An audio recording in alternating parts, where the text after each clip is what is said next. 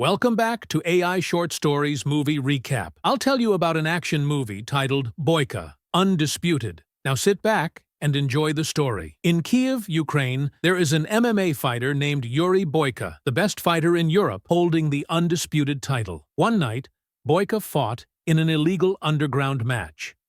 As the crowd cheered, he didn't let his opponent land a single hit. After a brief fight, he kicked his opponent mid-air and knocked him out. The scene shifts to a maximum security prison in Russia, where prisoners fight for the warden's entertainment. These fights are thrilling for spectators, but can turn violent depending on the fighters. The most dangerous prisoner in the world, known as Koshmar, looks like a beast. He is so aggressive that he has to be restrained with chains on his hands, feet, and even mouth to prevent him from harming anyone outside the ring. Koshmar's opponent was half his size and couldn't land a single punch. Koshmar threw him to the ground, breaking his neck, and continued punching his face. The fight was only stopped when the opponent's face was completely deformed. Koshmar is known for being ruthless, killing every opponent without remorse.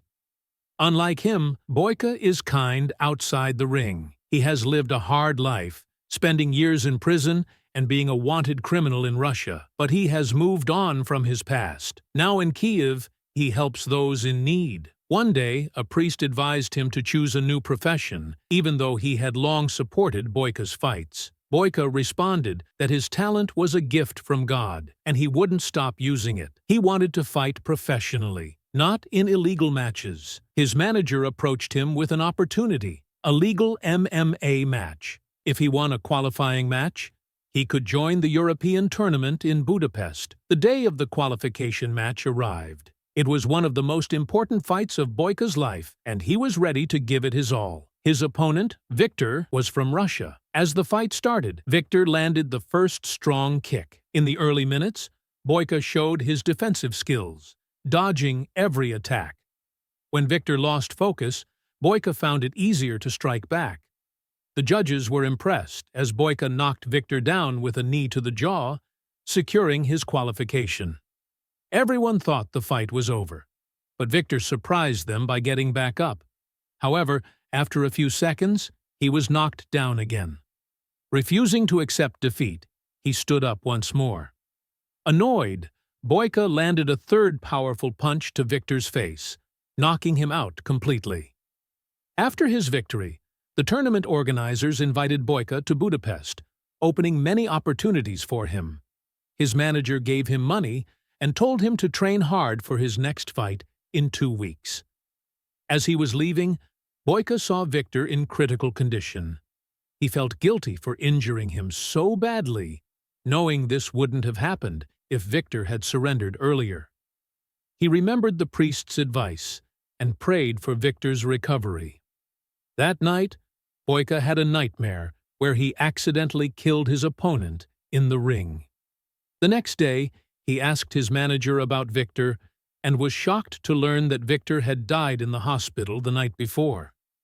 Since they had signed a contract, no one could be blamed. But deep inside, Boyka knew he was responsible for Victor's death. After asking about Victor's family, Boyka's manager handed him Victor's bag. Inside, Boyka found a letter from Victor's wife and a photo of their family. As he read the letter, he felt the pain that Victor's wife must have gone through upon learning about his death. Determined to make amends, Boyka decided to personally apologize and ensure she wouldn't face any more hardships. He told his manager he wanted to go to Russia to meet her, but his manager strongly opposed the idea. Boyka was still a wanted criminal in Russia and could be arrested if caught by the police. He would need a fake passport, which was extremely risky, especially since he was close to becoming a legitimate MMA fighter. Despite the danger, Boyka was firm in his decision. The scene shifts to Victor's wife, Alma, attending his funeral. With Victor gone, she was now alone, with no one to turn to. To make matters worse, she and Victor owed money to a gangster named Zurab. At the funeral, Zurab approached Alma and suggested she become his mistress to pay off her debt. Alma despised him, but remained careful not to anger him. She responded that she would rather work and pay him in installments. Alma owned and lived in a community center that she and Victor had built using the money they borrowed from Zurab. The center served as a home for orphans and those in need. Meanwhile, Boyka arrived in Russia and went to find Alma. However, he saw her being taken away in a black car by some men. Alma worked as a waitress at Zurab's underground fight club, where he was highly protective of her, treating her as his property. Boyka went to the fight club and found Alma. When he tried to speak with her, Zurab's men stopped him and escorted him out. Boyka, wanting to avoid trouble, politely asked what time her shift would end. Instead of answering, the men attacked him, but they quickly learned their mistake. As a professional fighter, Boyka easily took them down. Zurab witnessed Boyka's fighting skills and was impressed. He was looking for a strong fighter for his club and offered Boyka a position. However, Boyka refused, saying he wasn't there to fight, he only wanted to talk to Alma. Zurab didn't agree and offered to relay Boyka's message himself, but Boyka declined again and walked away. The next day, Boyka managed to enter the community center and talk to Alma. He gave her the letter from Victor's bag and asked if she was being forced to work at the fight club. Alma admitted she wanted a different job, but was trapped by her debt. As she read the letter, she asked Boyka if he had watched her husband's last fight. Without hesitation, Boyka confessed that he was the one who fought Victor. He tried to explain that Victor's death was an accident, but Alma refused to listen. After their argument, Boyka went to Zurab and agreed to fight for him. In return, Zurab had to cancel all of Alma's debts. The deal was that Boyka had to win 3 matches against fighters chosen by Zurab. The gangster also promised to keep Boyka safe from the authorities, knowing he was using a fake passport.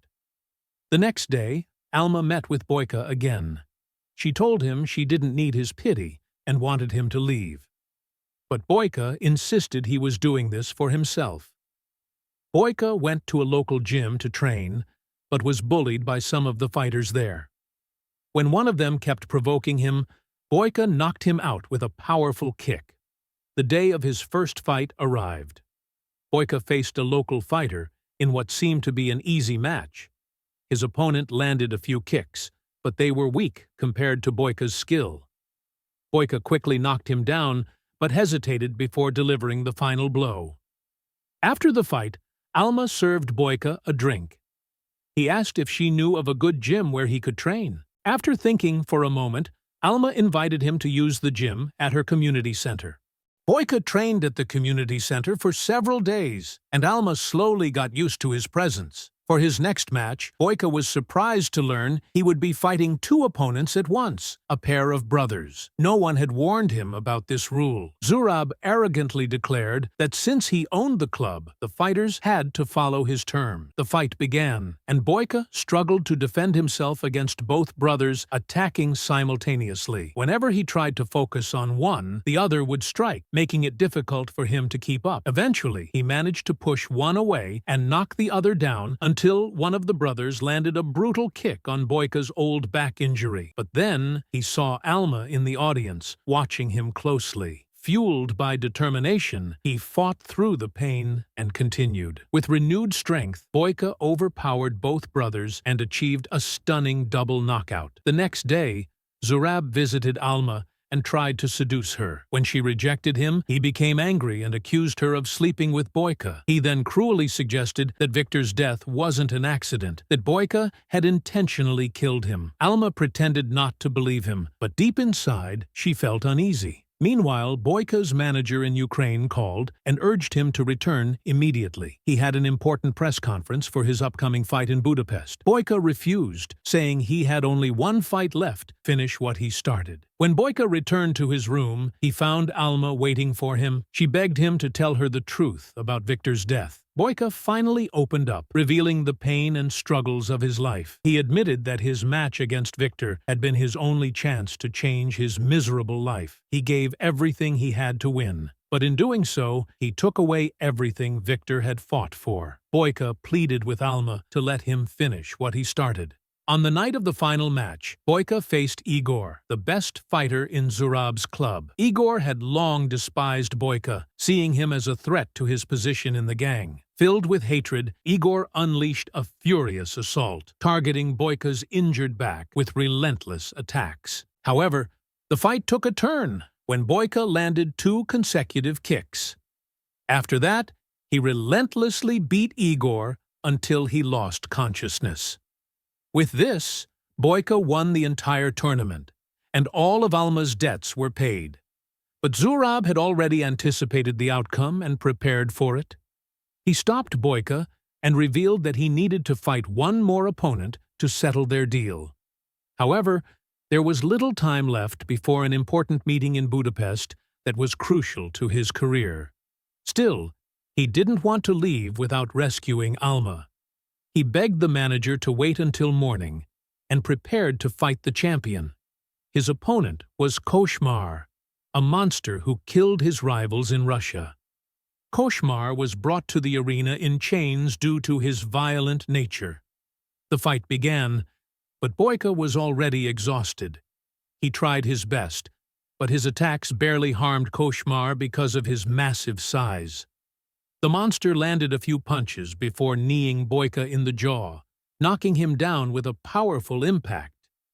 Struggling to get up, Boyka used all his strength to stand, but Koshmar slammed him onto the canvas again. Thinking he had already won, Koshmar let his guard down, but to his surprise, Boyka attacked him, forcing him to step back from the kicks he unleashed. The fight shifted in Boyka's favor. He locked Koshmar's arm, broke his right hand, and kicked him out of the ring. With that, Boyka was declared the winner of the match. However, Zurab still refused to release Alma. His men attacked Boyka as he tried to escape with her. Weak and lying on the ground, Boyka saw Alma being dragged away. Overcome with rage, he fought back and killed all of Zurab's men. In the end, he caught up to Zurab and grabbed him. Boyka was shot in the process, but his anger overpowered the pain. Finally, he strangled Zurab to death. Alma tried to help Boyka, but he stopped her and asked if his sins had been forgiven. Moments later, the police arrived and arrested him. Before they took him away, he asked again if he had been forgiven, but Alma remained silent. Boyka was sent back to prison in Russia. After a month, Alma visited and told him that she had forgiven him. For the first time, Boyka felt at peace, even though he had failed to become a professional fighter. In the final scene, we see him fighting in the prison arena, still holding the title of Undisputed. Thank you for watching, and don't forget to like, share, and subscribe to this channel.